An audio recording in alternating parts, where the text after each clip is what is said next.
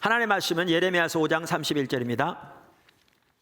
선지자들은 거짓을 예언하며 제사장들은 자기 권력으로 다스리며 내 백성은 그것을 좋게 여기니 그 결국에는 너희가 어찌하려느냐. 예레미야 6장 12절 내가 그 땅 주민에게 내 손을 펼 것인즉 그들의 집과 밭과 아내가 타인의 소유로 이전되리라. 여호와의 말씀이니라.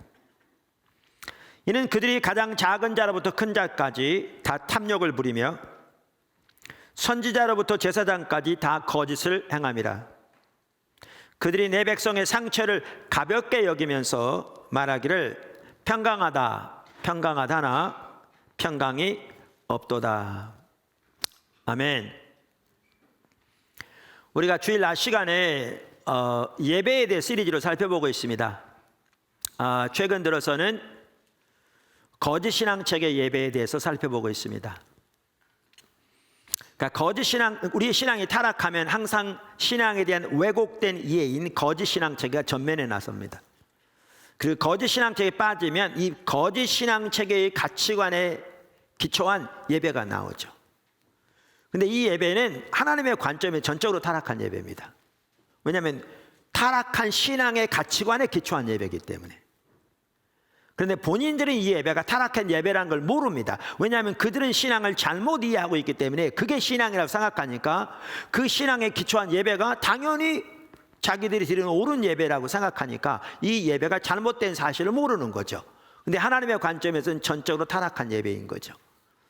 그러다 보니까 성경 시대만 하더라도 하나님은 그 시대의 예배를 두고 견디하지 못하시며 타락한 예배라고 강력하게 촉구하고 계신데 본인들은 그 사실을 전혀 이해하지 못하는 이런 일들이 자주 나타나는 걸 볼 수가 있습니다.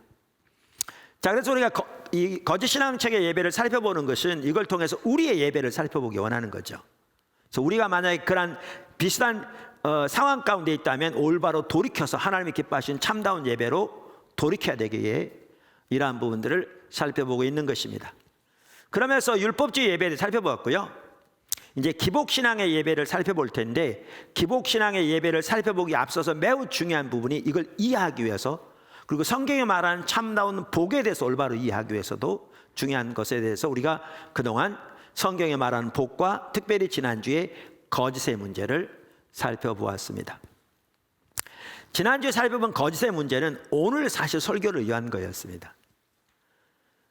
더 선명히 보이려면 지난주에 살펴본 거짓의 문제, 오늘 살펴보는 기복신앙의 예배, 더 나아가 그러면 성경에서 하나님의 종들은 어떤 성격의 하나님의 말씀을 전해야 되는가, 구약이건 신약이건 이 세 가지를 한꺼번에 살펴보면 이게 선명히 보일 거라고 생각합니다.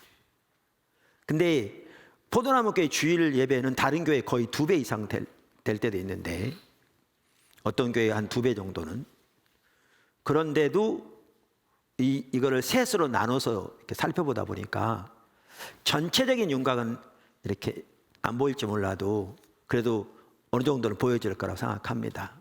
제가 여기서 4시간씩 설교할 수 없잖아요, 이 전체를. 그래서 그 한계가 있지만 나눠 설교하고 있습니다. 오늘 설교를 듣는 대부분의 분들이 거의 대부분의 분들이 지난주 설교를 잘 들으셨을 겁니다. 혹시 지난주 설교를 안 들으신 분은 지난주 설교를 인터넷에서 반드시 들으셔야 이 부분이 이해가 됩니다. 자, 그러면 지난주에 거짓의 문제를 살펴봤는데 간단히 요점만 요약하면 신앙이 타락하면 특별히 기복신앙에 빠지면 항상 거짓이 팽배하다. 그래서 예레미야 시대가 대표적인데 그때는 서기관, 제사장, 율법사, 선지자 할 것 없이 모든 종류의 종교 지도자들이 작은 자부터 큰 자까지 다 거짓을 말하고 거짓을 행했다. 그리고 하나님의 백성들은 그 거짓을 고집하고 좋아하고 하나님께 돌아오기를 거절했다. 오늘 본문 말씀에 나오잖아요. 그래서 심판이 오는 건 너무나 당연한 거죠. 근데 그 거짓이 뭐냐? 우리가 이거저거만 딱 보면 그렇게 생각한다니까요. 정말 타락했구나. 어떻게 저렇게 하나님의 백성이 타락하냐? 그러니까 심판이 오는 게 당연하지. 근데 우리는 진리를 좋아하기 때문에 그들과 근본적으로 다르다고 생각하는 거죠. 바리새인도 당연히 그렇게 생각했겠죠. 근데 그들이 똑같은 상태에 있었거든요. 왜? 거기서 말하는 거짓이 뭔지를 모르니까 그러는 거죠. 그래서 거짓이 뭔지를 알아야 되는데, 거기서 말하는 거짓은 우리가 이미 살펴본 대로 이거였죠. 하나님의 백성들이 하나님의 관점에서는 하나님을 버린 상태에 있는데, 그러니까 종교적인 의식과 모양을 있을지 몰라도 하나님을 알고 존재를 다해 그분을 사랑하며 그분의 행하시는 보고 그분의 목적을 깨닫고 온 삶으로 그 일에 동참하는 삶. 그러니까 신명기 30장만 하더라도 한쪽엔 생명과 복, 다른 쪽엔 사망과 화를 두셨다고 하시면서 생명을 택하라. 그 생명을 택하는 길이 제가 설명드리기를 하나님과 친밀한 교제 가운데서 하나님을 존재를 다해 사랑하고 하나님의 말씀을 지키고 하나님의 길로 행하며 하나님의 목소리를 청정하는 것. 이게 하나님과 함께하는 삶이죠. 근데 여기서 떠나는 게 하나님 버린 거죠. 왜냐하면 여기서 떠나면 실제로 삶은 하나님의 법을 버릴 것이기 때문에요. 그러니까 아무리 종교적인 의식이 많아도 이 삶에 떠난 것을 성경은 하나님을 버린 거라고 그러죠. 근데 예레미야 시대에는 종교적인 의식은 뛰어났지만, 나름대로 종교적인 헌신은 뛰어났지만 하나님 백성들이 이 삶에 떠난 거죠. 그러니까 하나님이 그들이 하나님 버렸다고 말씀하시는 거죠. 근데 이렇게 하나님 버린 상태에 있는데, 그 당시 종교 지도자들이 하나님이 주신 약속은 약속인데, 다윗 왕조에게 주신 약속인데, 그 당시가 다윗의 왕조였잖아요. 다윗의 자손이 다스리고 있었고 다윗의 가문, 그 나라는 다윗의 나라였는데, 그 주신 약속일지 몰라도 하나님의 백성들이 하나님 떠나 있는데, 그래서 하나님의 심판이 다가오고 있는데 저들의 영적인 상태를 완전히 무시하고 인식하지 못하거나 무시하고 성경에 나와 있는 좋은 약속들만 임의로 골라서 그들에게 축복을 외쳐대는 것을, 그것을 성경은 거짓이라고 그러는 거죠. 오늘날도 하나님의 백성들이 종교적인 의식은 몇 가지 남아있을지 모르지만 철저하게 삶에서는 그렇게 하나님을 버린 상태에 있는데, 그들에게 성경에 나와 있는 좋은 약속들만 임의로 골라서 그들에게 축복을 외쳐대는 것이 정확하게 성경이 말하는 거짓인 거죠. 그건 문자 그대로 거짓인 거죠. 이렇게 거짓이었고요. 자, 그러면 지난번에 살펴봤던 게 뭐냐 하면 신앙을 타락하면 하나님의 백성들이 거짓을 좋아한다. 그럼 왜 거짓을 좋아하느냐? 그러면 제가 기복신앙의 정의도 말씀드렸잖아요. 기복신앙이 뭐냐? 우선 제가 말하는 기복신앙은 복복하면 기복신앙이고 복복 안 하면 기복신앙이 아닌 게 아니라, 복을 말하건 안 말하건 제가 말하는 기복신앙은, 타락한 거짓신앙적인 기복신앙은 하나님이 우리 목적을 위한 수단으로 전락한 것이죠. 그러니까 우리의 신앙은 처음부터까지 하나님 중심적인 삶인데, 하나님 창조하실 때부터 예수님이 오셔서 더욱더 말할 것도 없고 우리를 하나님 나라의 백성으로 삼으셨잖아요. 그래서 하나님 중심적인 삶으로서 하나님의 자원으로 하나님의 목적을 위해 하나님의 방법으로 사는 거죠. 이 삶을 살 때 여기 하나님의 생명과 은혜가 넘치는 거죠. 하나님의 살아있는 생명의 역사가 넘치는 거죠. 근데 타락의 본질이 뭐냐? 자기중심적인 삶인 거죠. 자기중심적인 삶은 자기 자원으로 자기 목적을 위해 자기 방법대로 사는 거죠. 자기와 세상이 밀접하게 결탁되기 때문에 세상의 자원으로 세상에서의 자기 목적을 위해 세상의 방법대로 사는 거죠. 그러면 이렇게 자기중심적인 삶을 살면 그게 타락의 본질이니까 아무리 종교적인 의식이 많다 할지라도 그건 전적으로 타락한 삶인 거죠. 그게 이사야 시대가 그랬고, 그게 예레미야 시대가 그랬고, 그게 바리새인들이 그런 거죠. 그게 예레미야 시대가 그런 거죠. 타락한 삶인 거죠. 자, 그러면 오늘날도 이렇게 자기중심적인 삶을 살면 전적으로 타락한 삶인 거죠. 그럼 이렇게 자기중심적인 삶이 빠지면 자기 목적으로 살아갑니다. 예수를 믿어도. 그리고 하나님은 세상에서의 자기 목적을 위한 수단으로 전락합니다. 이게 기복신앙입니다. 이게 타락한 삶입니다. 이건 전적으로 타락한 삶입니다. 그런데 오늘날 어떻게 보면 우리나라에 대다수라고 해도 과언이 아닐 성도들이 그렇게 살아가고 있습니다. 이렇게 자기 목적을 위해 살아가면서 하나님은 자기 목적을 위한 수단으로 전락한 기복신앙에 빠져 있으면서도, 거짓신앙책에 빠져 있으면서도 종교적인 의식은 많이 할 수 있습니다. 그래서 이사야 시대 종교적인 의식이 많았습니다. 그래서 예레미야 시대도 종교적인 의식이 많았습니다. 그래서 바리새인들도 종교적인 의식이 많았습니다. 왜 많으냐? 자기 목적 이루어달라고 하는 겁니다. 사업 잘 되게 해주고 자기 자녀 좋은 학교 가게 해주고 등등. 그래서 많은 종교적인 의식 하는 거죠. 그러면 이 의식은 참다운 의식이 아닌 거죠. 왜냐하면 자기 목적 이루려는 수단에 불과하잖아요. 이걸 빌미로 해서 하나님의 은혜를 받고자 하는 거잖아요. 철저하게 타락한 율법주의죠. 그러니까 은혜가 뭔지, 하나님의 사랑이 뭔지를 전혀 모르는 거죠. 종교적인 행위를 기초로 자기가 원하는 하나님의 도움과 은혜를 받으려고 하는 거죠. 너무너무 타락한 율법주의와 기복신앙이 짬뽕되어 있는 거죠. 그리고 그런 사람들의 삶의 방식은 세상의 방식대로 살아갑니다. 자기 마음에 타락한 강팍한 대로 인본주의 같이 가는 거죠. 자, 이게 기복신앙인데, 이렇게 기복신앙에 빠지면 그 사람들은 하나님의 법에 대해서는, 하나님의 길에 대해서는 관심조차 없습니다. 하나님의 길이 뭔가, 하나님의 말씀을 통해서 뭐가 하나님의 길인가를 알아. 그 길로 행함으로 하나님을 더욱더 알고 하나님이 계신 곳에 함께 있기를 추구하는 그러한 것이 올바른 신앙인데, 그러한 것은 관심조차 없습니다. 그걸 두고 이스라엘 시대 그 많은 종교적인 의식이 있었는데 하나님 뭐라고 그러셨느냐? 내 법을 듣기 싫어하는 족속이라고 그렇게 말씀하신 거죠. 그리고 이렇게 기복신앙에 빠지면 그들은 하나님의 법에 대해서는 관심조차 없습니다. 그럼 뭐에 관심이 있느냐? 자기 목적, 자기 목표를 성취해 줄 그 메시지에만 관심이 있습니다. 세상에 자기 목적이 이루어질, 세상에 자기 목적이 이루어질 소위 축복의 메시지에만 관심이 있습니다. 그것을 두고 성경은 그들이 거짓을 좋아하며 이렇게 말하고 있습니다. 그러면서 왜 그래서 그렇게 거짓을 좋아하는가? 그 속에 탐심이 가득하기 때문이라고 오늘 본문 말씀도 예레미야 6장은 말하고 있죠. 자, 이게 이제 우리가 지난주에 살펴본 내용들인데 이 거짓을 이사야 30장은 다른 말로 하면 부드러운 메시지라고 말합니다. 부드러운 메시지라.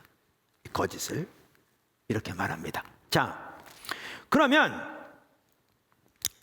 오늘은 이제 그 기복신앙의 예배를 살펴볼 텐데, 그럼 여기서도 볼 수 있습니다만은 첫 번째 기복신앙 예배의 첫 번째 특징이 뭐냐면 메시지의 타락입니다.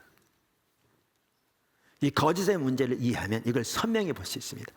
기복신앙의 예배의 첫 번째 특징이 뭐냐면 메시지의 타락입니다. 다시 말해서 기복신앙의 예배에서는 부드러운 메시지가 팽배합니다.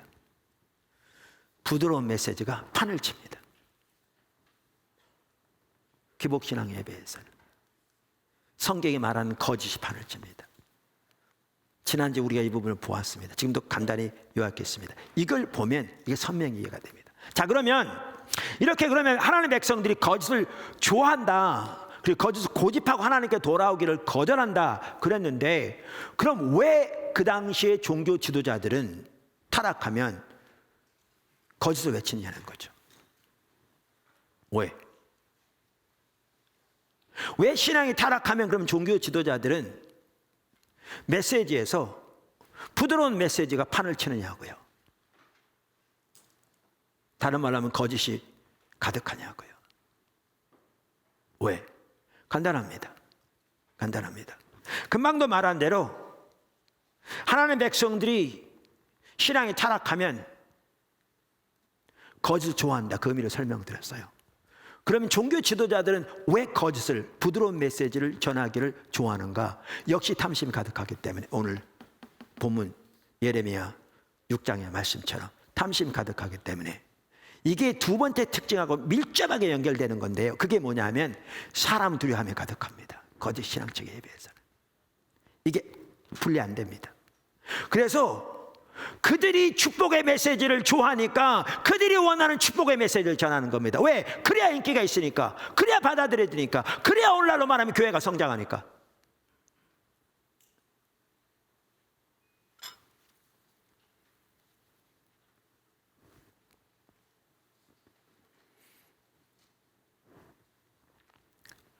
서울 외곽에, 서울과 이렇게 딱 맞붙어 있는 큰 도시가 있는데, 그 도시에서 제일 큰 교회 담임 목사님이 개척교회 하는 제가 아는 담임 목사님에게 신학교 동기인데 한 번은 전화해서 그러더랍니다. 내가 교회 성장할 수 있는 비결 가르쳐 줄까? 앞으로 3년 동안 새벽 예배를 포함해서 모든 예배에 축복만 전해 그러더랍니다. 그래서 예레미야 6장 14절 아까 읽었는데, 그들이 내 백성의 상처를 가볍게 여기면서 말하기를 평강하다 평강하다 하나 평강이 없도다. 그게 그대로 이루어지는 것이죠. 그렇기 때문에 기복신앙의 예배에서는 그 첫 번째 특징이 메시지의 타락인데, 다시 말해서 기복신앙의 예배에서는 부드러운 메시지가 판을 칩니다. 그래서 근데 심각한 게 있습니다. 작은 첫 번째, 부드러운 메시지는 하나님의 백성을 세우지 못합니다. 이게 심각한 내용입니다. 부드러운 메시지는 하나님의 백성을 하나님 안에서 올바로 세우지 못합니다. 올바로 세우지 못합니다. 그래서 아까 제가 말씀드린 게 그겁니다. 이 부분을 선명히 이해하려면 한 가지 더, 그러면 신구약 통틀어서 성경에 나오는 하나님의 사람들은 어떤 성격의 하나님의 메시지를 전해야 되는가, 이걸 보면 이게 더 선명히 이해가 됩니다. 근데 이거까지는 오늘 살펴볼 시간이 전혀 없는 거죠. 제가 다음 시간에 살펴볼지 아니면 이 부분 넘어갈지는 아직 결정을 안 했습니다. 더 기도하고 하나님의 인도를 받을 겁니다. 근데 사실 지난주에 설교, 오늘 설교 그 부분까지 보면 이게 이제 선명히 보이는 거죠. 이걸 한꺼번에 이제 설교를 한다면 훨씬 쉽겠죠. 시간이 너무 많이 걸려서 못하는 거죠. 지난주에도 우리가 살펴봤듯이 거짓은 효력이 없다 살펴봤습니다. 부드러운 메시지가, 평강의 메시지가 예레미야 시대에 그 나라가 심판을 받는 것을 막지 못했습니다. 막지 못했습니다. 부드러운 메시지는 사람들을 하나님께로 돌이키지 못합니다. 부드러운 메시지는, 그러니까 제가 말한 부드러운 메시지는 다른 말로 거짓을 말하는 겁니다. 그러니까 메시지는 반드시 강해야 한다 이런 내용이 전혀 지금 아닙니다. 그래서 제가 그럼 어떤 종류의 메시지를 전해야 되는 게 이게 가치감도 좋다 그러는데, 그걸 말하는 게 아닙니다. 근데 제가 여기서 말하는 부드러운 메시지는, 성경 이사야 30장이 말하는 부드러운 메시지는 거짓을 말하는 겁니다. 축복의 메시지를 말하는 겁니다. 하나님 백성들 하나님 떠나 있는데 그들에게 임의적으로 성경에 나온 좋은 약속들만 골라서 그 축복을 전하는 걸 말하는 겁니다. 이 부드러운 메시지는 하나님의 백성을 진정한 믿음 안에 세우지 못합니다. 이거를 잘 볼 수 있는 구절이 어디냐면 에스겔서 13장입니다. 에스겔서 13장. 이 구절 다 찾으십시오. 에스겔 13장은 여러분. 가정에 있는 분도 에스겔 13장 다 찾으십시오. 여러분 아시다시피 에스겔 선지자는 예레미야와 같은 시대입니다. 그러니까 그 이스라엘, 구체적으로 남방 유다인데 그냥 제가 이스라엘로 하겠습니다. 이스라엘이 예레미야 시대에 심판을 받아 바벨론 포로로 잡혀갔잖아요. 나라가 망하고. 그런데 이게 세 차례 침공이 있었습니다. 1차 침공이 서기전 605년에 있었고요. 그때 일부가 포로로 잡혀갔습니다. 다니엘과 그 친구들은 그 1차 침공 때 포로로 잡혀간 겁니다. 그 다음에 2차 침공이 최종적으로 멸망하기 11년 전, 즉 서기전 597년에 있었습니다. 이때는 성 2개만 빼놓고 나머지 함락당했고요. 완전히 나라가 초토화됐습니다. 이 이스라엘 왕까지, 구체적으로 유다 왕까지 바벨론 왕이 바꿔버렸습니다. 그만큼 나라가 거의 다 망했고요. 이때 쓸만한 인재들은 다 잡혀갔고요. 포로로. 거의 쓸모없는 사람들만 남아있다고 할 만큼 나라가 초토화됐습니다. 이때 포로로 잡혀간 사람 중에 한 사람이 누구냐면 에스겔입니다. 그래서 에스겔은 바벨론 포로로 잡혀가서 거기에서 하나님의 선지자로 섬겼던 사람입니다. 그래서 바벨론에서 에스겔은 예루살렘의 멸망을 목도한 사람입니다. 그래서 같은 시대입니다. 약간 늦게 시작했지만 그 같은 사건들을 다루고 있습니다. 그런데 우리가 지난주에 특별히 예레미야서에 나오는 거짓의 문제를 집중적으로 살펴봤는데 에스겔서에도 보면 동일한 내용이 정확하게 나옵니다. 그게 에스겔서 13장과 22장에 나옵니다. 자, 13장을 먼저 보겠습니다. 보시죠. 좀 길지만 좀 살펴볼 필요가 있습니다. 1절, 여호와의 말씀이 내게 임하여 이르시되 인자야 너는 이스라엘에 예언하는 선지자들에게 경고하여 예언하되, 지금 누구에게 경고합니까? 선지자들에게. 그 당시 예언하는 선지자들에게. 경고하여 예언하되 자기 마음대로 예언하는 자에게 말하기를 너희는 여호와의 말씀을 들으라. 여호와의 말씀에 본 것이 없이, 뭐한 것이 없이, 본 것이 없이 자기 심령을 따라 예언하는 선지자들에게 화가 있을진저. 자, 여기에 보시면요, 여기에 보시면 지금 이 구절이 예레미야 23장에 나오는 그 선지자들과 동일한 사람에 대해서 말하고 있는 것임을 볼 수 있어요. 표현이.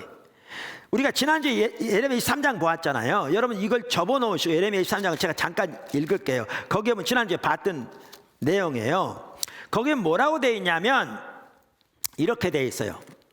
그 16절에 보면 만군의 여호와께서 이와 같이 말씀하시되 너희에게 예언하는 선지자들의 말을 듣지 마라. 지금 동일한 선지자들이잖아요. 듣지 말라 그러면서 그들은 너희에게 헛된 것을 가르치나니, 헛되이 거짓된 것을 말해요. 거짓을 말해요. 그들이 말한 묵시는 자기 마음으로 말미암은 것이요 여호와의 입에서 나오는 것이 아니니라. 그리고 그 다음 절에 항상 그들이 나를 멸시하는 자에게 이르기를 너희가 평안하리라. 여호와의 말씀이니라. 또 자기 마음에 완악한 대로 행하는 모든 사람에게 이르기를 재앙이 너희에게 임하지 아니하리라 하였느니라. 이 구절을 보면, 그래서 여기도 보시면 자기 마음대로 예언하는 자들, 여호와의 말씀에 본 것이 없이 자기 심령을 따라 예언하는 어리석은 선지자들에게 화가 있을진저. 이 구절을 보면요, 두 구절을 보면 정확하게 똑같은 사람들을 대상으로 한 걸 볼 수 있어요. 다시 말하면 그 당시 평강이 없는데 하나님을 떠난 자들에게 평강이 있다고, 하나님이 심판을 당하지 않을 거라고, 하나님이 이 나라를 보호하실 거라고 약속에 기초해서 이렇게 전한 그들을 두고 한 얘기예요. 같은 사람들을 두고 한 얘기예요. 여기에 보시면 내용이 같은 겁니다. 자, 그러면서 이렇게 보십시오. 자, 그걸 염두에 두고 4절. 이스라엘아 너희 선지자들은 황무지에 있는 여우 같으니라. 그들을 두고 한 얘기입니다. 그러면서 너희 선지자들이 성 무너진 곳에 올라가지도 아니하였으며 이스라엘 족속을 위하여 여호와의 날에 전쟁에서 견디게 하려고 성벽을 수축하지도 아니하였느니라. 여기 보시면요, 그 당시 이스라엘 백성들의 영적인 상태, 그 타락한 영적인 상태를 뭘로 비유하고 있냐면 성이 무너진 것에 비유하고 있어요. 그래 안 그래요? 그렇게 표현하고 있어요. 왜 그렇게 표현했느냐면 제가 가끔 말씀드리지만 우리나라는 별로 요즘은 이해가 안 되는데 옛날 사람들은 더 이해가 됐겠죠. 유럽 같은 데 가보시면 달력에도 나오잖아요. 이렇게 큰 산 위에가 성이 크게 돼 있잖아요. 그리고 튼튼하게 아무도 못 올라오게, 어떤 성은 이렇게 빙 둘러서 이렇게 뭐 개울을 강을 만들어서 쉽게 건너지도 못하게 다리만 들어 올리면 등등. 그리고 런던 복판에 가도 옛날 성이 있는데 그 튼튼해. 성문 너무너무 튼튼한 거죠. 거기다가 성 벽에는 이 구멍도 조그맣게 있어요. 밖에서 아무리 화살을 쏴도 거기 못 맞추게. 그런데 속에서는 화살을 쏘게. 왜냐하면 성이 그들의 목숨을 지켰거든요, 그 당시. 근데 이 성이 무너져 있다. 어떻게 됐겠어요? 언제 죽을지 모르는 거죠. 근데 그 당시 이스라엘 백성들의 영적인 상태를 뭘로 비유했냐면 성이 무너져 있는, 그들의 신앙이 무너질 뿐만 아니라 이토록 하나님의 심판이 언제 임할지 모르는 하나님의 보호막은 완전히 걷혀 있는 이 상태를 말하는 거죠. 그러면 종교 지도자들이 할 일이 뭐예요? 그 성을 수축하는 일을 해야 되는 거예요.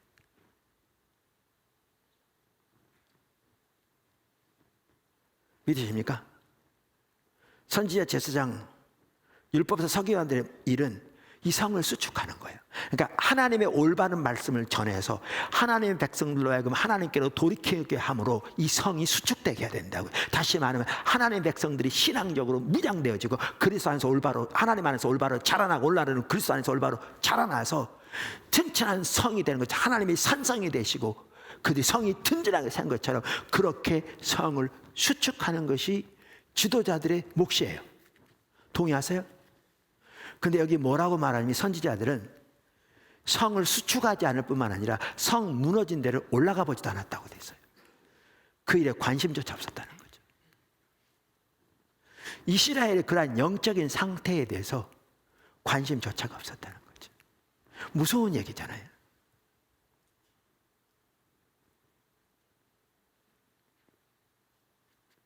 관심조차 없었던 주된 이유 중에 하나는 그들이 처해 있는 영적인 상태를 깨닫지 못했으니까요. 종교적인 의식만 가득하면 될 줄 알았으니까요. 자, 그러면서 이제 6절 보십시오.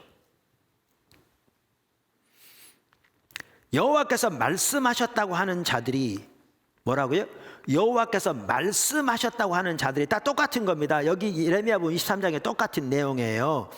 그러면서 예레미야 그 3장에 21절에 이렇게 되어 있거든요. 이 선지자 내가 보내지 아니하였어도 다름질하며 내가 그들에게 이르지 아니하였어도 예언하였은즉 이렇게 되어 있거든요. 그러면서 여호와께서 말씀하셨다고 하는 자들이 허탄한 것과 거짓된 점괘를 보면 이 두 가지 보면 어떤 주석을 보니까 그 당시 뭐 선지자들이 뭐 점을 쳤다 아니에요. 저는 그렇게 이해하잖아요. 여기에 보면 이 문구가요 몇 절 안에 5번이나 나옵니다. 허탄한 것과 거짓된 점괘 이게요 5번 나와요. 5번 더 나올 수 있어요. 잠깐 쉬어봐도 그만큼 반복돼요. 조금이나 이게 모르면 선명히 보여요. 이 거짓은 우리가 이미 살펴본 거짓을 말해요. 너무나 선명해요. 자, 거짓된 것, 허탄한 것과 뭐예요? 거짓된 점괘. 허탄한 게 왜 허탄한 거냐? 이건 효력이 없으니까요. 자, 보세요. 자, 이렇게요. 너희가 말하기를 여호와의 말씀이라고 하여도 내가 말한 것이 아닌즉. 자, 그 전에 저기 6절 있다 그랬죠. 여호와께서 말씀하셨다고 하는 자들이 허탄한 것과 거짓된 점괘를 보며 사람들에게 그 말이 확실히 이루어지기를 바라게 하거니와. 여호와가 말씀하셨다고 하면서 그 말씀대로 반드시 이루어지기를 듣는 사람들로 하여금 하나님의 백성들로 하여금 바라게 하거니와. 근데 이루어진단 말이 안 이루어진단 말이에요? 안 이루어진단 말이죠. 근데 그걸 뭐라고 표현했냐면 그들은 여호와가 보낸 자들이 아니라 아까 예레미야 23장에 나온 것과 똑같은 얘기예요. 내가 보낸 자들이 아니라. 그러니까 안 이루어질 거라 그 말이죠. 헛된 거라 그 말이죠. 헛된 거. 그러니까 허탄한 것과 거짓된 점괘라고 반복적으로 나오죠. 그 다음에 다음 절을 보십시오. 7절. 너희는 말하기를 여호와의 말씀이라 하여도. 자 보세요. 왜 그들이 말하기를 여호와의 말씀이라고 그랬을까요? 성경에 기초한 내용이니까요.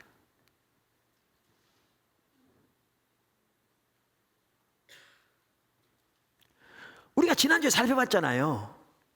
그 당시 모든 종류의 종교 지도자들이 그 평강을 외친 그 배후에는 하나님께서 다윗 왕조에게 주신 그 어마어마한 언약이 있었다고요.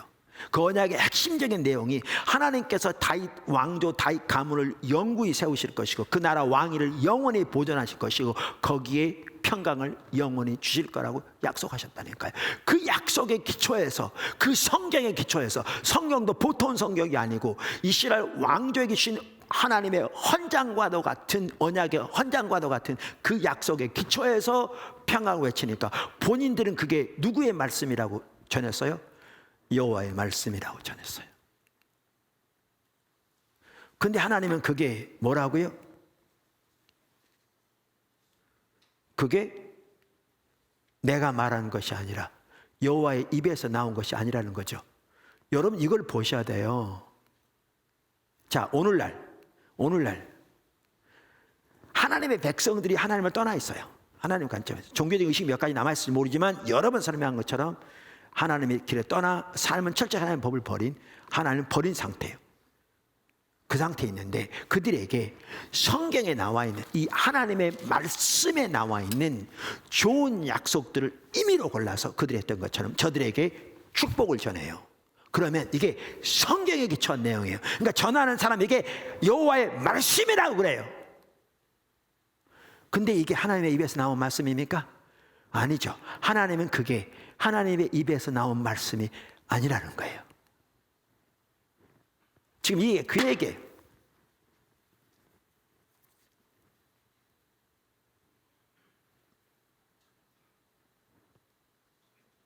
이게 그 얘기예요.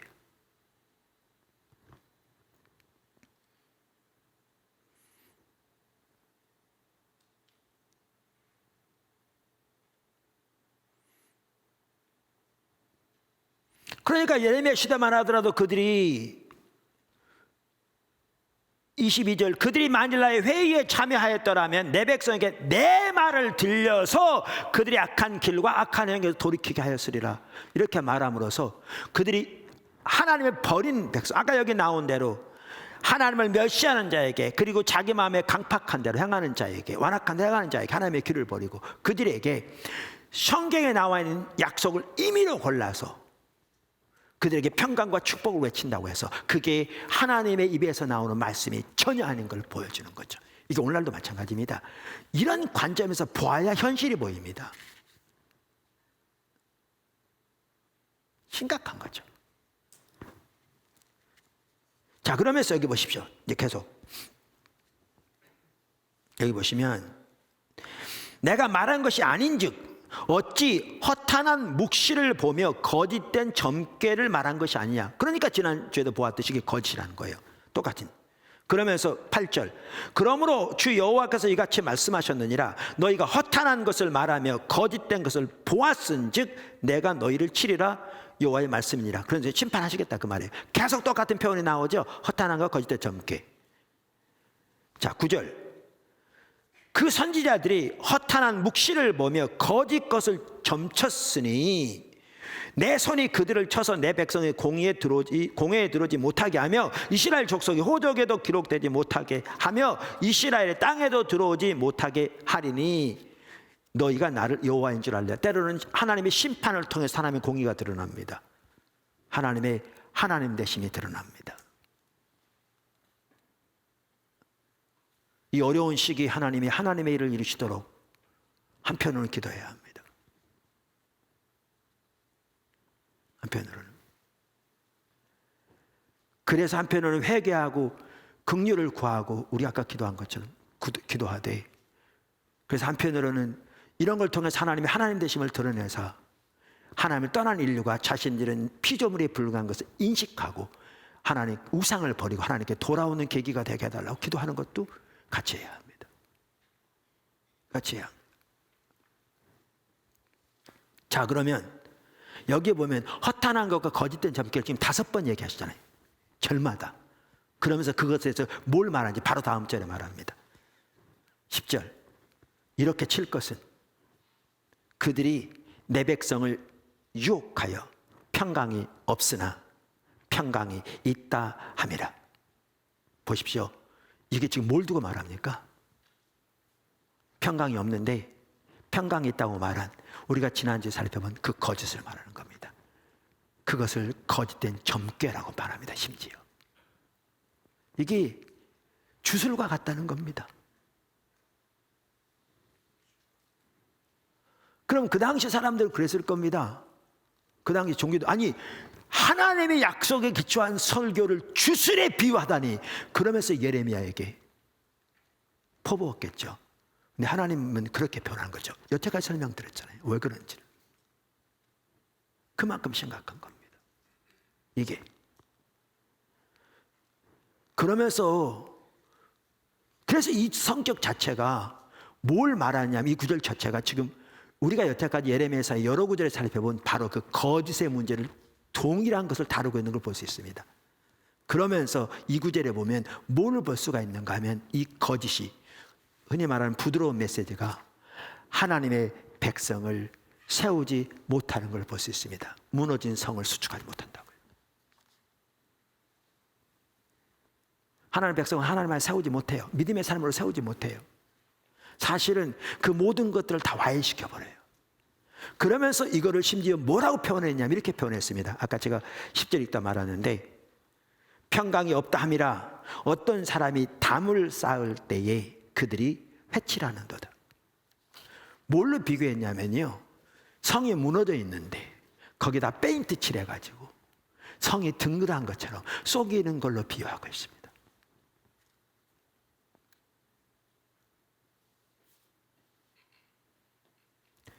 그 말한 대로 이루어지기를 바라게 하거니와 10절은 내 백성을 유혹하여 말하기를.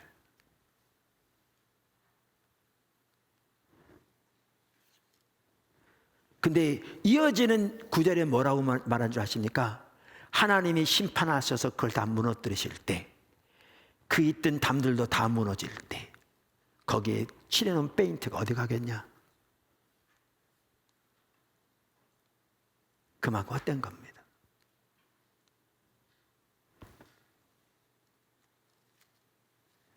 제가 읽어보겠습니다. 11절부터 16절까지 그냥. 그러므로 너는 회칠한 자들에게 이르기를 그것이 무너지리라.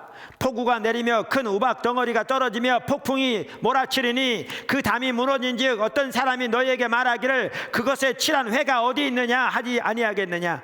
그러므로 나 주 여호와가 말하노라. 내가 분노하여 폭풍을 퍼붓고 내가 진노하여 폭우를 내리고 분노하여 큰 우박 덩어리로 무너뜨리리라. 회칠한 담을 내가 이렇게 허물어서 땅에 넘어뜨리고 그 기초를 드러낼 것이라. 담이 무너진즉 너희가 그 가운데에서 망하리니 나를 여호와인 줄 알리라. 이와 같이 내가 내 노를 담과 회칠한 자에게 모두 이루고 또 너희에게 말하기를 담도 없어지고 칠한 자들도 없어졌다 하리니 이들은 예루살렘에 대하여 예언하기를 평강이 없으나 평강의 묵시를 보았다고 하는 이스라엘의 선지자들이니라. 주 여호와의 말이니라. 보십시오.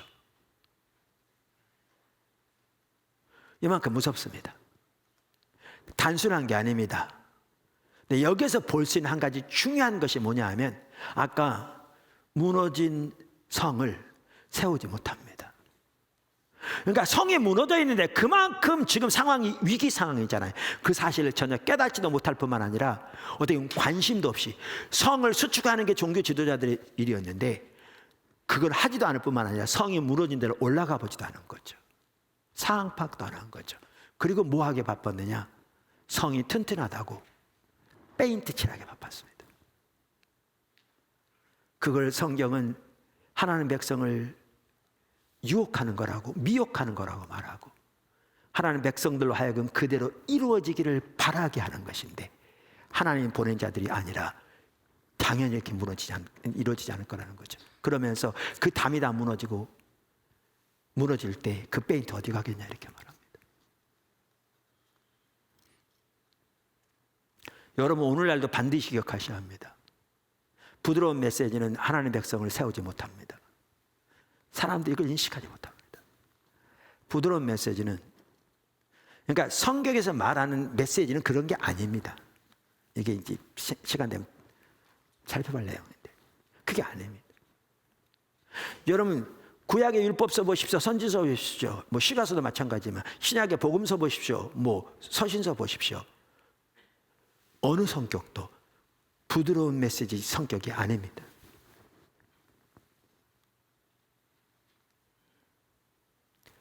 하나님의 종들이 전하는 메시지는 하나님의 길을 전하는 겁니다. 실제 다트를 전하는 겁니다. 근데 부드러운 메시지는 그래서 하나님 백성을 하나님 안에 세우지 못하고 참다운 신앙으로 세우지 못하고 성을 수축하지 못합니다. 작은 두 번째, 더 무서운 겁니다. 부드러운 메시지는 사람의 영혼을 삼키는 것입니다. 무서운 겁니다.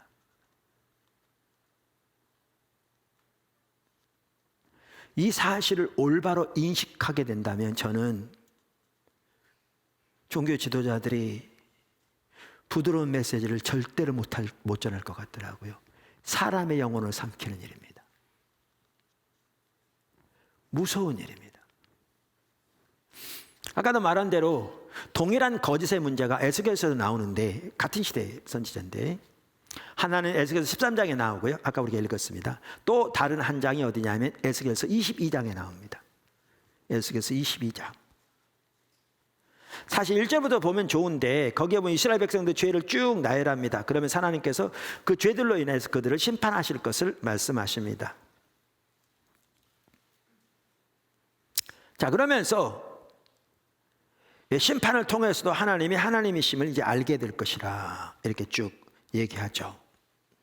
자, 그래서 25절부터 읽겠습니다. 좀 그 전에 읽으면 좋은데 시간 할게요. 25절 에스겔서 22장. 그 가운데서 선지자들의 반역함이, 이제 동일한 선지자들입니다. 아까 선지자들의 반역함이 우는 사자가 음식물을 움킴 같았도다. 우는 사자가 음식물을 움킴 같았도다. 그들이 사람의 영혼을 삼켰으며 재산과 보물을 탈취하며 과부를 그 가운데 많게 하였으며.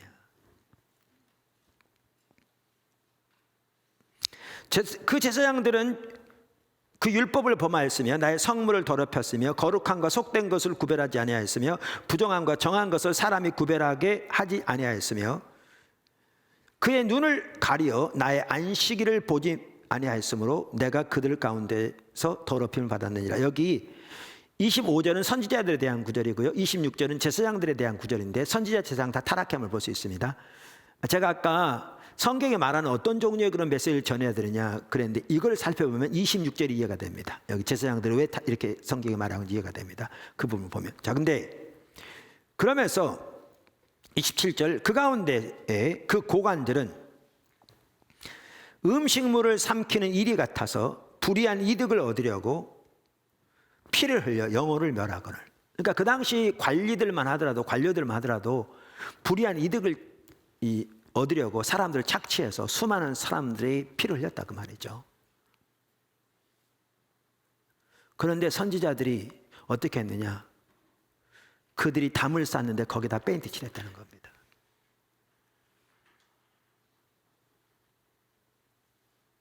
오카노 목사님이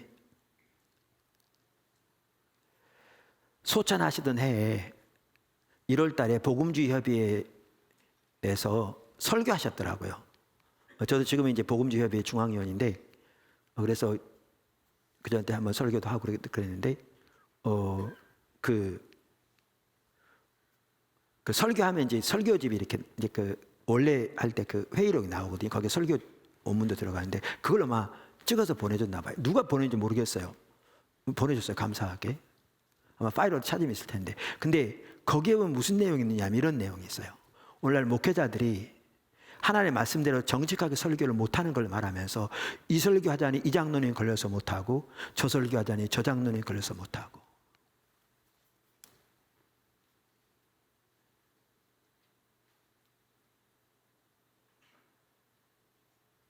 저도 목회하지만요, 성도들이 어떤 종류의 성도들, 예를 들면 세상에 지위가 많건 돈이 많건 아니면 이제 예수 믿지 얼마 안 됐건 등등 어떤 종류의 사람들이 있건 상관없이 하나님의 말씀을 정직하게 하나님이 주신 대로 가감 없이 그 앞에 전하는 거예요.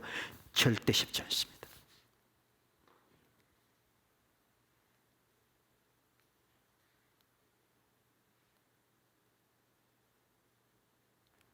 절대 쉽지 않습니다.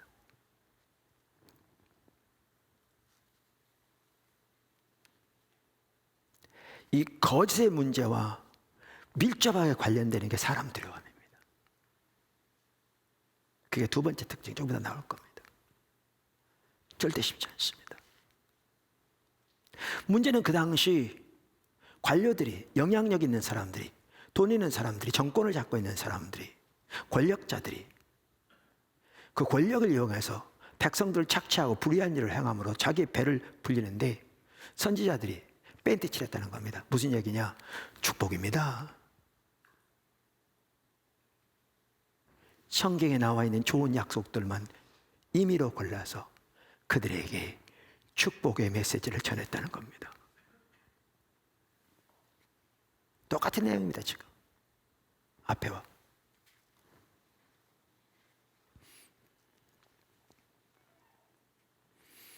그 선지자들이 그들을 위하여 회를 칠하며 스스로 허탄한 이상을 보며 계속 거짓 복수를 행하며, 아까 13장에 나온 것 같은 내용이죠. 정확하게 똑같은 내용입니다. 복수를 행하며 여호와가 말하지 아니하였어도 주 여호와께서 이같이 말씀하셨느니라 하였으며, 똑같은 내용입니다. 근데 제가 여기서 살펴보려고 하는 게 뭐냐 하면 이 선지자들을 두고 뭐라고 표현했느냐면 아까 그들의 반역함에 대해서 말하면서 그들이 사람의 영혼을 삼켰다 이렇게 말합니다.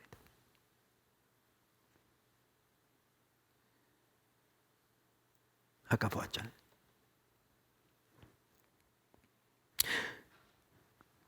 여러분 정글에서 사자가 배가 고파 운다.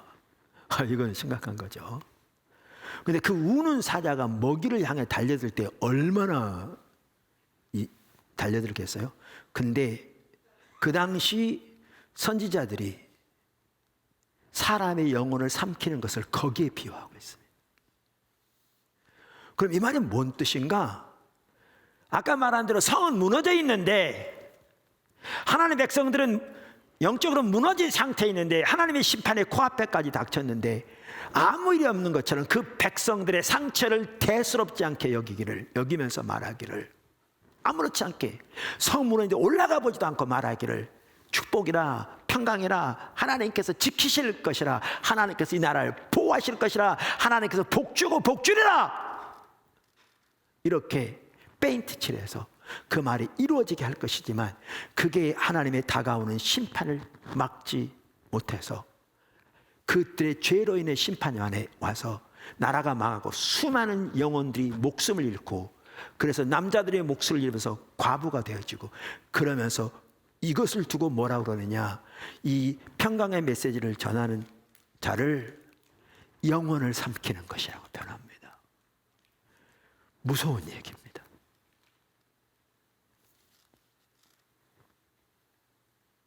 오늘날로 정확하게 똑같습니다.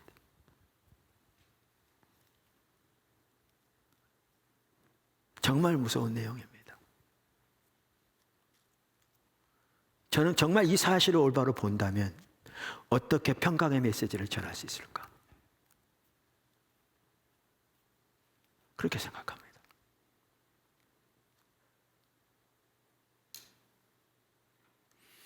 자, 그럼 성 무너진 거 아까 말했는데 좀 더 읽어보죠. 여기 보시면 29절,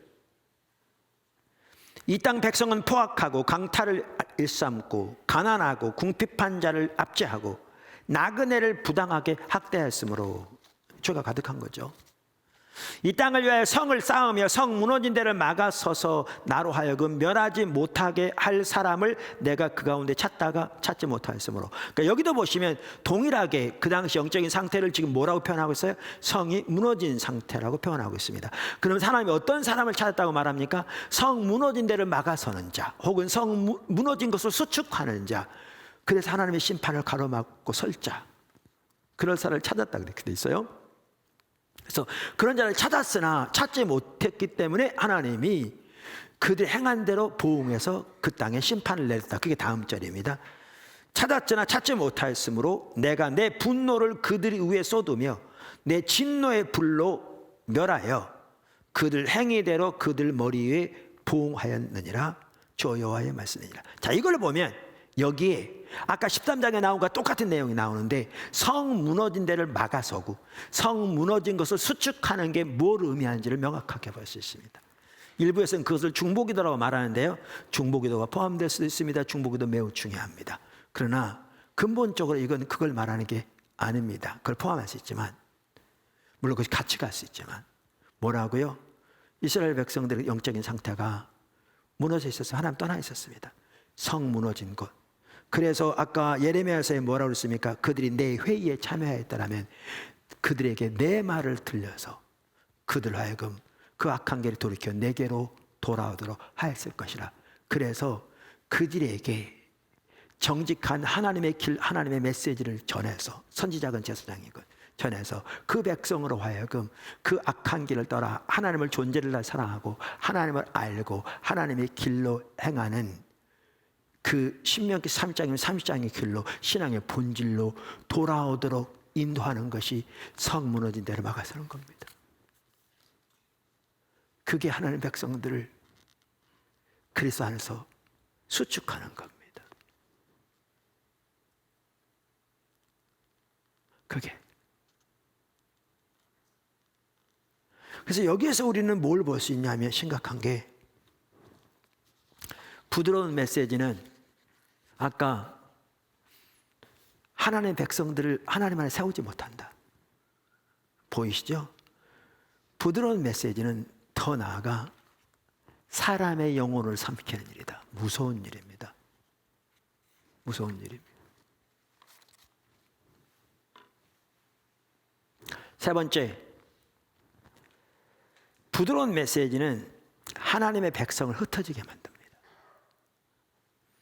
오늘날 적잖은 목회자들과 종교 지도자들은 하나님의 말씀을 올바로 전하면 성도들이 교회를 떠날까 봐 두려워서 그렇게 하지 못하는 경우가 많습니다. 아까 말한 대로요, 앞에 있는 회중이 누구인지 상관없이 그들에게 하나님의 말씀을 정직하게 가감없이 전한다. 절대로 쉬운 일이 아닙니다.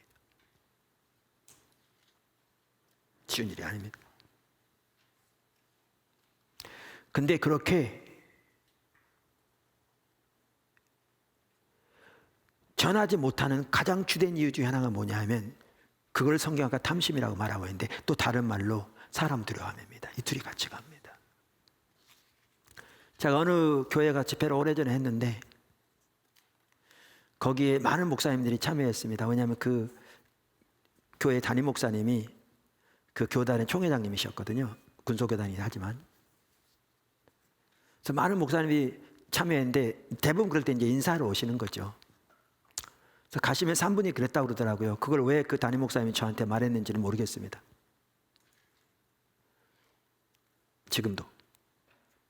네, 그랬는데 저는 좀 맹한 데가 있거든.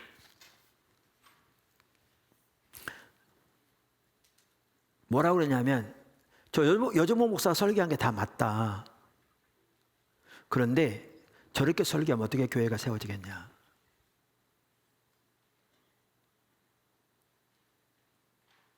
거기서 세워진다는 말은 사람 모으는 걸 말하는 거죠. 교회를 그리스도 안에서 든든히 세우는 거 말하는 게 아니고.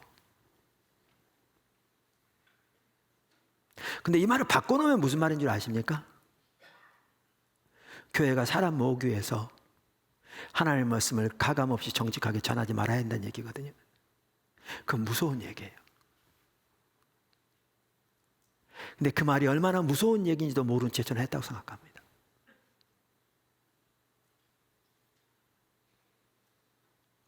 근데 성경에 보면요, 진정한 의미에서 하나님의 백성들을 흩어지게 만드는 것은 평강의 메시지입니다.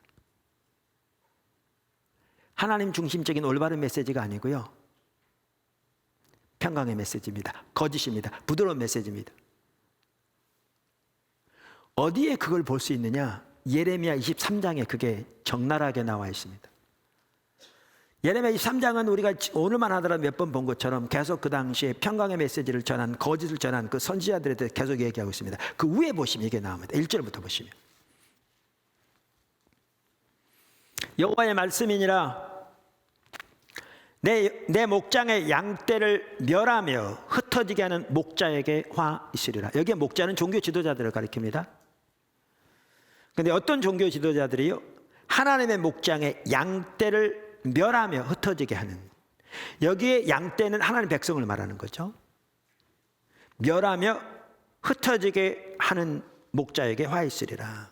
2절 그러므로 이스라엘 하나님 여호와께서 내 백성을 기르는 목자에게 이와 같이 말씀하시느니라. 너희가 내 양떼를 흩으며 그것을 몰아내고 돌아보지 아니하였도다. 보라, 내가 너희와 너희의 악행 때문에 너희에게 보응하리라. 여호와의 말씀이니라. 그래서 여기에 보면 하나님의 양떼를 흩으며 몰아내고 그들을 멸해서 심판하시겠다는 거죠. 근데 이들이 누구냐면 아까도 말한 대로 쭉 아래 읽어보시면 그 거짓 평강의 메시지를 전한 자들입니다. 그 쭉 읽어보시면 그 동일한 사람을 가리킵니다. 그런데 그들에 대해서 뭐라고 말하고 있는가 하면 양떼를 흩으며 몰아냈다고 말하고 있습니다. 그럼 이 말은 무슨 말인가? 우선 그 말을 올바로 이해하려면요, 그 다음을 좀 읽어봐야 합니다. 다음 4절. 자, 3절부터 보시면 이렇게 심판하실 것. 그러니까 1절, 2절을 보면요, 하나님이 그 이스라엘을 이제 뭘 지금 말하냐면 이렇게 됨으로써 거짓 평강을 전함으로써 저들을 하나님께로 돌이키지 아니하였다. 아까 23절 나오잖아요. 돌이키게 아니함으로 그들이 심판을 받아 여러 나라로 흩어질 걸 말하는 겁니다. 지금 하나님의 유업에서 쫓겨나 여러 나라의 종들로 흩어질 걸 말하는 겁니다. 심판을 받아서 여러 나라로. 그러면 3절에 뭐라고 말하냐면 내가 내 양떼에 남은 것을 그 몰려갔던 그 지방에서 모아 이렇게 말함으로써 1절과 2절에 흩어진단 말이 여러 나라로 심판을 받아서 흩어질 걸 말하는 거죠.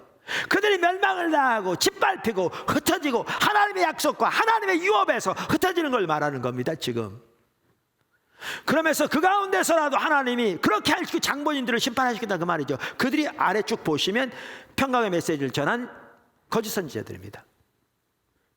여기 쭉 보시면 자 그러면서 여기 보면 그러면서 그 가운데서는 하나님이 이제 다시 모으겠다 회복의 메시지를 말하죠. 회복의 메시지를 다시 모아 그 우리로 돌아오게 하게 하리니 이 우리란 말은 하나님 주신 유업의 땅 약속의 땅을 말하는 거죠. 우리로 돌아오게 하리니 그들의 상륙이 번성할 것이며 그러면서 이제 누구에 대한 예언이 나오냐면 이제 예수님에 대한 메시아에 대한 예언이 나옵니다. 내가 그들을 기르는 목자들을 그들 위에 세우리니 그들이 다시는 두려워하거나 놀라거나 잃어버리지 아니하리라 여호와의 말씀이니라. 그러니까 참된 목자들 세우겠다 그 말씀이잖아요. 그러면서 5절 여호와의 말씀이니라 보라 때가 이르리니 내가 다윗에게 한 의로운 가지를 일으킬 것이라. 그가 왕이 되어 지혜롭게 다스리며 세상에서 정의와 공의를 행할 것이며 그의 날에 유다는 구원을 받겠고 이스라엘은 평안히 살 것이며 그의 이름은 여호와 우리의 공의라 일컬음을 받으리. 누구에 대한 예언입니까? 예수님에 대한 예언입니다. 명확합니다. 자 그러면 우선 여기서 하나님의 백성들을 흩어지게 만든다는 말이 메시지가 강해서 그 메시지가 부담스러워서 교회를 떠나게 되는 것을 의미하는 게 아닌 걸 볼 수 있습니다.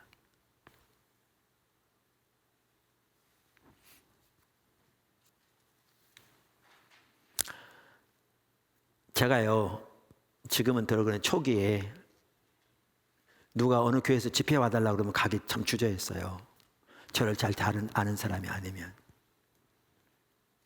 왜 주저했냐면 목사가 가서 부흥회를 하면 그 교회가 성장해야 되는데 쉽게 말하면 숫자대로 성장해야 되는데 저는 가서 그냥 축복은 전할 수는 없고 하나님께 저에게 보이신 대로 온라인 시대가 얼마나 정말 이렇게 거짓 신앙 쪽에 팽배하고 어떻게 우리 신앙의 본질인 하나님을 알고 존재를 다해 사랑하는 사람을 돌이켜야 되는지 예를 들면 우리가 전하는 지금 하고 있는 이런 부분을 나눌 텐데 이런 부분을 나누면 정말 하나님을 사모하고 하나님의 길에 살고자 하는데 길을 몰라 방황하는 사람들은 정말 비를 만난 그 목마른 그 땅에서 화초처럼 정말 하나님의 말씀을 받아들여 삶을 돌이키고 따라가므로 너무나 놀라운 은혜를 받고 하나님 함께 하시지만 자기중심적인 신앙에 빠져서 하나님은 수단에 불과한 그래서 하나님의 목적에 별로 관심도 없는 그래서 축복의 메시지만 듣기 원하는 이런 사람들은 싫어할 거거든요. 그럼 오히려 그 핑계대고 교회를 다른 데로 옮기기도 하고 괜히 목사님에서 나와서 분광사 이상한 사람 해가지고 나 다른 교회 가겠다는 등 이런 얘기도 하고 그러면 정말 저는 쉽지 않잖아요. 그래서 저 교회는 누가 부흥에 오라고 그래도요 쉽지 않았어요. 어떨 때는 나를 알고 초청하느냐 묻기도 하고 그랬어요. 그리고 실제로 어디가 하면 어떨 때 일부 사람들 그 교회 떠나기도 했어요. 그래서 고민을 많이 했어요. 근데 하루는 제가 이게 제 자신을 스스로 위로하려고 그런 건 아닌 것 같은데 하루는 기도하는데 저에게 이런 깨달음이 있더라고요. 왜냐하면 하나님 중심적인 메시지를 전하니까 어떤 사람이 그 메시지가 부담스러워서 교회를 떠나서 다른 교회로 갔다. 그거요 하나님 나라에서는 이만큼도 손해 없어요. 이 교회에서는 사람이 떠났을지 몰라도 하나님 나라에서는 이쪽 혼이면 끊어서 이쪽 혼이 있는 것 불가하거든요. 그러니까 이만큼도 손해 없어요. 손해는 하나도 없고 그러면 한 교회라도 하나님 중심적으로 세워진다면 그거는 무엇보다 소중한 그러니까 정말 소중한 하나님 나라의 이득인 거죠. 그 교회를 통해서 하나님 하실 일은 너무나 놀라울 것이거든요. 그래서 제가 그다음부터는 보는 관점을 달리했어요. 좀 더 담대함을 가졌어요. 뭐 그렇지 않아도 다르게는 안 하겠지만 좀 더 담대함을 확신을 가졌어요. 근데 여기 흩어지게 만든 게요, 그렇게 하나님 중심적인 메시지를 전해서 자기 중심적인 삶을 그대로 영위하면서 신앙생활을 하는 사람들이 부담이 되어서 그들이 소위 교회를 떠나는 걸 두고 말하는 게 전혀 아닙니다. 이게 전혀 아닌 건 누구를 보아도 아느냐 하면, 이렇게 해서 하나님이 이제 참된 목자들을 세우실 거라고 그러면서 그 대표적인 참된 목자로 메시아를, 예수님을 예언하는데, 예수님이 오셔서 전파하신 하나님 나라 메시지 보셨어요? 어떨 때는 수많은 사람들이 예수님을 따를 때 예수님이 그들에게 하나님 나라 메시지를 전하니까 적지 않은 사람들이 부담스러워서 예수님 떠나고 다시는 따르지 않았거든요. 저보다 훨씬 더 심했거든요.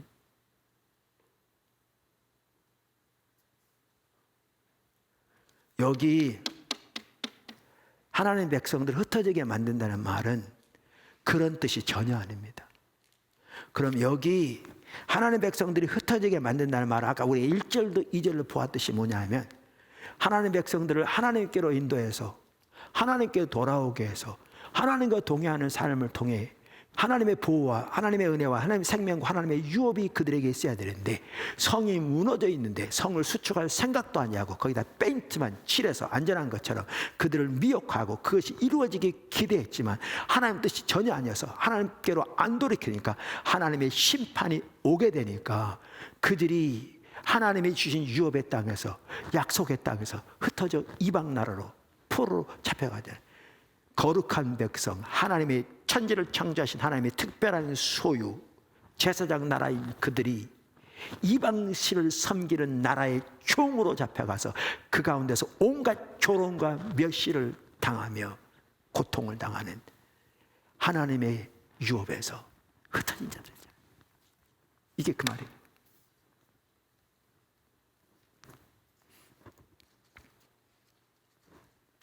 부드러운 메시지는 성경이 말하는 의미에서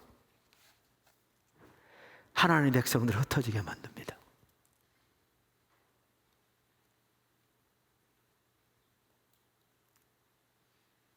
이 교회에서 저 교회로 옮겨 다니게 만든다는 게 아니라 하나님의 유업에서, 하나님의 생명에서 하나님이 주신 그 위대한 구원의 신분의 그 권세와 실제적인 그 삶에서 흩어지게 만듭니다. 모양만 있을지 몰라도. 그리고 부드러운 메시지는 하나님의 심판이 많은 것을 막지 못합니다.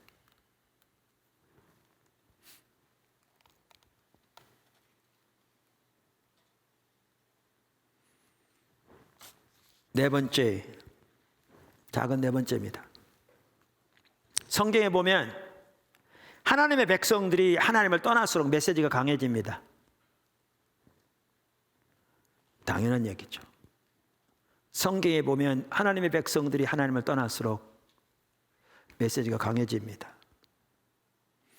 아까 예레미야 23장 계속 똑같은 그것에 대해서 말하는 구절인데 29절에 이렇게 말합니다. 여호와의 말씀이니라 내 말이 불 같지 아니하냐, 바위를 쳐서 부서뜨리는 방망이 같지 아니하냐.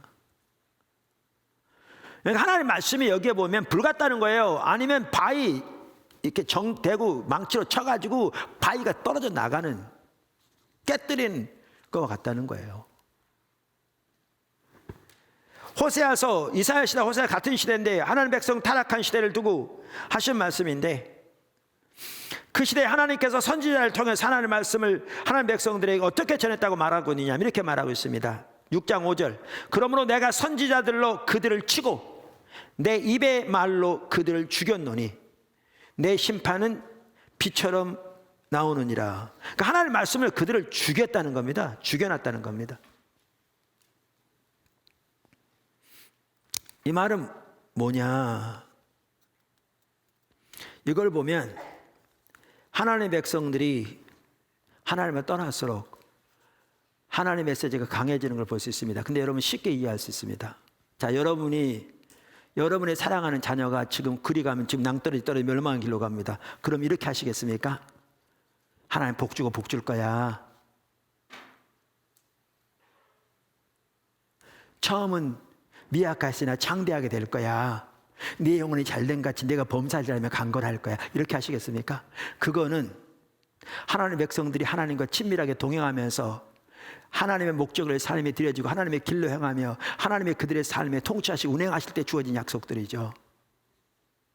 근데 지금 멸망을 향해 낭떠러지를 향해 가는데 그렇게 표현하겠냐고요. 그렇게 여러분이 사랑하는 자녀가 그렇게 하고 있다면 어떻게 하겠어요? 그래 가면 안 돼! 그러겠죠. 근데 그래도 계속 가면 어떻게 하겠어요? 안 되라니까!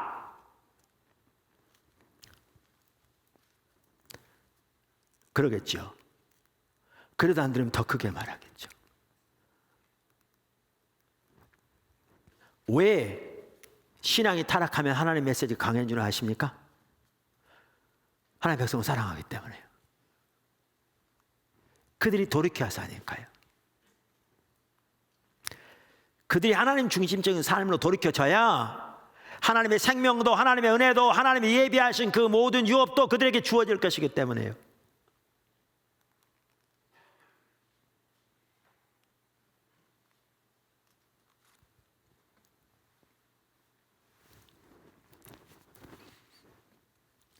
우리를 위로하셔야죠. 그런데 뭐가 진정한 위로인데요? 하나님이 위로십니다.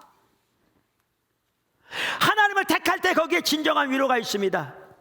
수고하고 무거운 짐진 자들아 다 내게로 오라. 내가 너희를 쉬게 하리라. 내게 와서 내 멍에를 메고 내게 배우라. 그리하면 너희가 쉼이 있으리라. 안식이 있으리라.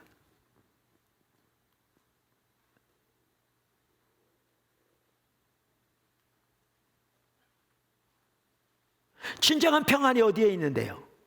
진정한 생명이 어디 있는데요? 진정한 쉼이 어디 있는데요? 진정한 위로가 어디 있는데요? 하나님이 위로신데,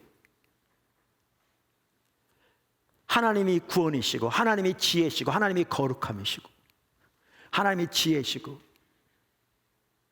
하나님이 유업이시고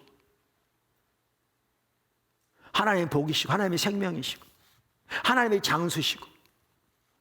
그래서 우리가 하나님을 택할 때, 하나님을 알고 존재를 사랑하며 신명기 3장의 말씀대로 그렇게 하나님을 택할 때 거기에 진정한 유업도 생명도 지혜도 거룩도 거기에 넘치게 되어 있는데요. 저는 예수님께서 바리새인들에게 서기관들에게 마태복음 23장에 화로다, woe to, 거의 저주에 가깝습니다. 7번이나 말씀하셨잖아요. 저는 저주한 게 아니라고 생각합니다. 저는 그렇게 믿습니다. 왜냐하면 하나는 예수님은 아무도 저주하지 않으십니다. 두 번째, 예수님은 그 바리새인들을 위해서도 십자가 지러 오신 분입니다. 그 사실을 기억한다면 그걸 달리 볼 겁니다. 그 말은 무슨 말인지 아십니까? 안 된다니까! 그 말입니다.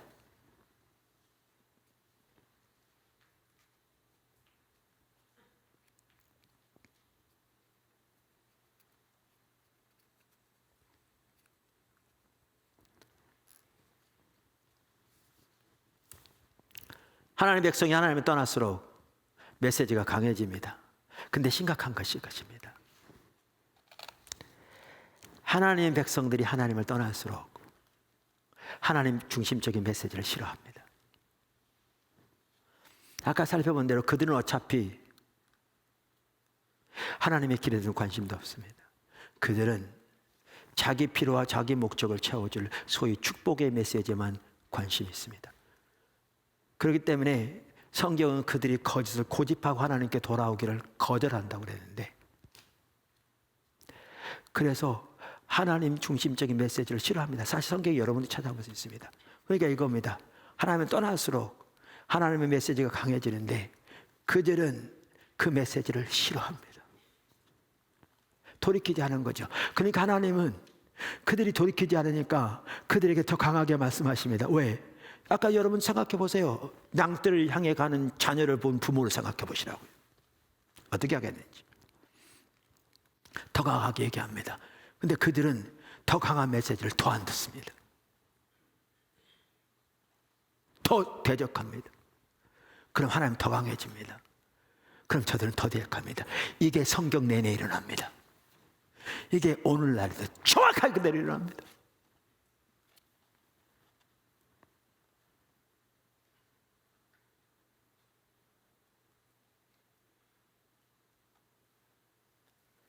여기서 돌이켜지지 않으면 더 큰 심판이 올 때까지 돌이켜지지 않습니다.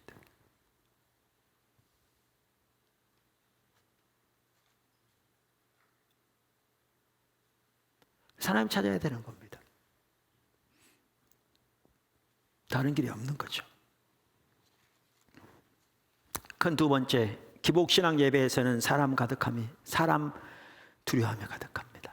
이제 시간도 거의 됐고요. 이 부분은 간단히 그냥 마쳐야 될 것 같습니다. 아까 기복신앙의 예배의 가장 전형적인 특징이 타락한 메시지라고 그랬습니다.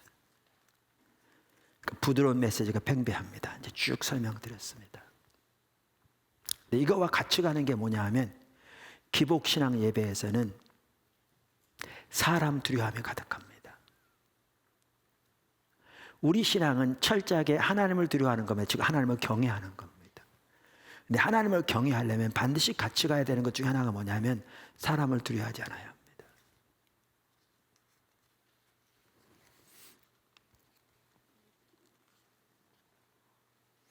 근데 신앙이 타락하면 하나님을 경외하기보다 사람은 두려움에 가득합니다. 무엇보다 예배에서 그게 전형적으로 나타나고요. 삶의 모든 영역에 다 나타납니다.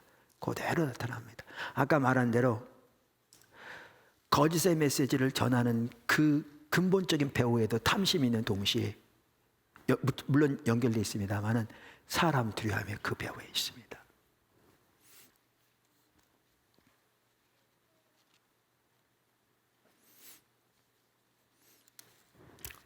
여러분 그 바리새인들을 보실래요? 요한복음 5장에 쭉 아래쪽 보면 바리새인들에 대한 얘기거든요. 그러니까 유대인들, 종교 지도자들에 대한 얘기, 바리새인들 얘기예요. 우리가 여러분 봤어요. 그들은 성경은 잘 알았지만 성경이 말하는 살아계신 인격신 하나님은 전혀 몰랐어요. 그래서 그분의 성품, 그분의 의중을 전혀 몰랐어요. 그걸 성경은 너희는 한 번도 그분의 음성을 듣지 못했고 그분의 형용을, 영광을 보지 못했다. 그리고 그분의 말씀이 너희 속에 지금도 거하지 않는다. 이렇게 말해요. 성경 암송하는 그들의 직업인데 하나님 모르는 거죠. 그래서 요한복음 5장 37절 또한 나를 보내신 아버지께서 친히 나를 위해 증언하셨느니라. 너희는 아무 때에도 그분의 음성을 듣지 못하였고 그분의 형상을 보지 못하였으며 그분의 말씀이 그러니까 그 말씀이 너희 속에 거하지 아니하니 이는 그가 보내신 이를 믿지 아니함이니라. 너희가 성경에서 영생을 얻는 생각하고 성경을 연구하거니와 이 성경이 곧 내게 대하여 증언하는 것이라. 그들은 하나님을 그렇게 몰랐을 뿐만 아니라 하나님을 사랑하지 않았어요. 본인도 하나님 사랑한다고 생각했죠. 근데 진정한 사랑이 없었어요. 이 부분을 과거로 살펴봤어요. 5장 42절 다만 하나님을 사랑하는 것이 너희 속에 없음을 알았노라. 그들은 하나님의 말씀도 진정으로 믿지 않았어요. 율법을 그렇게 철저하게 의지하고 산다고 했지만 실제로 삶에서는 하나님의 율법을 토대에 살지 않았어요. 그래서 그들은 말만 하고 행치 않았다 성경에 써 있어요. 그래서 요한복음 5장 45절 내가 너희를 아버지께 고발할까 생각하지 말라. 너희를 고발하는 이가 있으니 곧 너희가 바라는 자 모세니라. 모세를 믿었더라면 또 나를 믿었으니 이는 그가 내게 대하여 기록하였음이라. 그러나 그의 글도 믿지 아니하거든 어찌 내 말을 믿겠느냐 하시니라. 그래서 이렇게 그들은 진정한 의미에서 하나님을 전혀 알지 못했고 진정한 의미에서 하나님을 사랑하지 않았고 진정한 의미에서 하나님의 말씀을 믿지 않았어요. 신앙이 그만큼 타락해 있는 거죠. 거짓 신앙책에 전면에 나서 있습니다. 그랬더니 어떤 일이 있는 줄 아십니까? 이게 같이 갑니다. 5장 44절 너희가 서로 영광은 취하고 유일하신 하나님께로부터 오는 영광을 구하지 아니하니 어찌 나를 믿을 수 있느냐. 너희가 서로의 평가는 소중히 여기고 위로부터 오는 하나님의 평가는 소중히 여기지 않으니 어찌 나를 믿겠느냐. 이걸 보면요 동시에 여기에 뭐가 가득했는가를 볼 수 있냐면 사람 두려움이 가득한 걸 볼 수 있습니다. 그럼 우리는 이럴 수 있습니다. 저들이 하나님의 평가를 소중히 안 여겼구나. 아니, 바리새인들이 그토록 철저하게 안식을 지킨 게 예를 들면 누구의 평가를 소중히 여겨서 그랬을까요? 당연히 하나님의 평가를 소중히 여겼다고 했겠죠. 근데 예수님은 그들이 하나님의 평가를 저저 소중히 안 여겼다고 말하죠. 왜 그랬습니까? 이게 그겁니다. 우리가 하나님의 평가를 소중히 여기려면 하나님의 평가만 소중히 여겨야 합니다. 다시 말하면 사람의 평가가 내려져야 합니다. 근데 문제는 두 개 다 소중히 여기면 궁극적으로는 하나님의 평가를 소중히 여긴 게 아닙니다. 사람의 평가가 소중한 거죠. 사람의 얼마나 잘 받아들여지고 사람이 어떻게 생각하고 사람에게 얼마나 인정받고 어떻게 사람이 나를 따르고 요게 초점인 거죠. 그러면 요 범위 내에서 하나님의 평가도 소중한 거죠. 그러니까 실제로는 사람의 평가가 소중한 거죠. 그걸 두고 하신 말씀이죠. 자, 오늘날 목회자들이나 교회 중직들에게 하나님의 평가를 소중히 여기십니까? 라고 말하면 아니라고 말할 사람이 몇 명이나 있겠습니까? 그런데 오늘날 예배를 보십시오. 어떤 종류의 메시지가 전파되고 예배 시간에 예배 순서, 기도, 찬양 등 모든 면에서 그 핵심이 정말 하나님이 기뻐하신 예배, 하나님이 의도하신 기뻐하신 예배가 되기 위해서 그 모든 게 초점이 맞춰집니까? 아니면 이것이 사람들이 얼마나 잘 받아를 소위 사람들의 은혜를 받고 그들이 얼마나 교회에 자주 정착가 올 것인가 여기에 초점이 맞춰져 있습니까?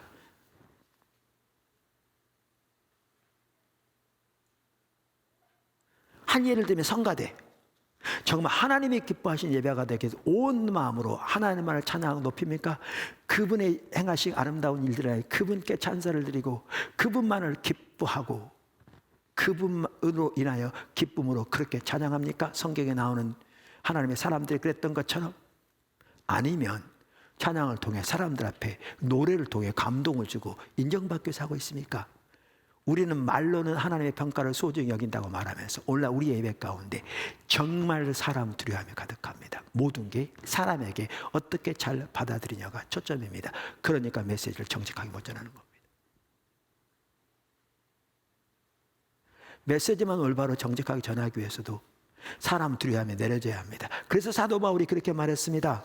갈라디아서 1장에서 참된 복음에 대해서 말하면서 9절 우리가 전에 말하였거니와 내가 지금 다시 말하노니 만일 누구든지 너희가 받은 것 외에 다른 복음을 전하면 저주를 받을지어다. 이제 내가 사람들에게 좋게 하랴 하나님께 좋게 하랴 사람들에게 기쁨을 구하랴 내가 지금까지 사람들의 기쁨을 구하였더라면 그리스도의 종이 아니니라. 형제들아 내가 너희에게 알게 하노니 내가 전한 복음은 사람의 뜻을 따라 된 것이 아니니라. 복음 전하는 것을 하는 말입니다. 사람을 기쁘게 하는 것이면 하나님의 종이 아니라 하나님만 기쁘게 하는 자세가 있어야 비로소 하나님이 주신 메시지를 올바로 전할 수 있습니다. 이건 메시지만이 아닙니다. 예배 전체가 그랬습니다.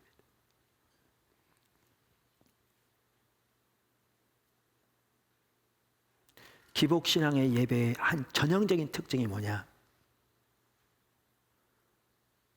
거짓과 같이 가는 부드러운 메시지와 같이 가는 사람 두려움입니다. 사람의 평가가 소중합니다. 사람이 중심입니다. 사람에게 잘 받아들이고 사람을 끌어모으는 것이 초점입니다. 그러면서 그게 타락한지도 모릅니다. 아까 예수님께서 바리새인들에게 그렇게 말씀하신 다음에 바로 그 윗절에서 예수님은 뭐라고 그러신 줄 아십니까? 41절에서 나는 사람에게서 영광을 취하지 아니하노라. 이렇게 말씀하셨습니다.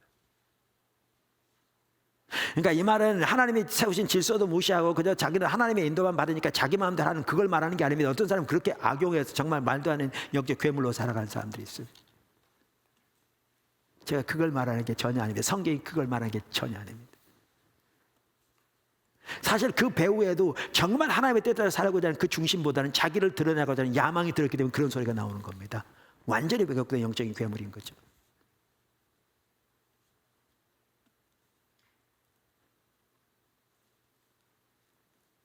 이와 같이 타락한 거짓 신앙책의 예배의 또 하나의 특징은 사람 두려움입니다. 이번 오늘 2부 예배 때도 같이 찬양됐습니다만은 이번 10시 예배와 그 배움의 시간을 통해서 반복적으로 이렇게 저 개인적으로는 지난 주일날도 나눴던 것 같은데 마음 쉬었던 게 그겁니다. 우리 2부에 때 찬양했던 아버지 당신의 마음이 있는 곳에 내 마음이 있기를 원해요. 그러면서 특별히 후렴에 보면 아버지의 뜻을 알아 내 모든 뜻 아버지의 뜻이 되기를, 아버지의 뜻을 알아 내 모든 삶 아버지의 하나님의 삶 되기를. 요게 우리 신앙입니다. 그리고 그렇게 하나님 앞에 서는 자, 하나님이 그들을 통해서 놀라운 일을 하실 겁니다. 예수님 그렇게 섰고요, 사도 바울 그렇게 섰습니다. 모세 그렇게 섰습니다. 같이 가는 게 예수님이건 모세건 바울이건 정말 하나님의 백성을 향한 긍휼이 있었습니다. 예수님은 자신의 모든 걸 내어놨고요, 모세건 바울이건 이스라엘 백성들 또 하나님 사람들을 구원받을 수 있다면 자기가 생명책에서 지워지더라도 괜찮겠다고 그렇게 사랑했습니다. 사랑이 같이 갑니다. 그러나 그렇게 살아가지만 동시에 하나님만 두려워했습니다. 하나님만 기쁘게 하고자 하는 자 섰습니다.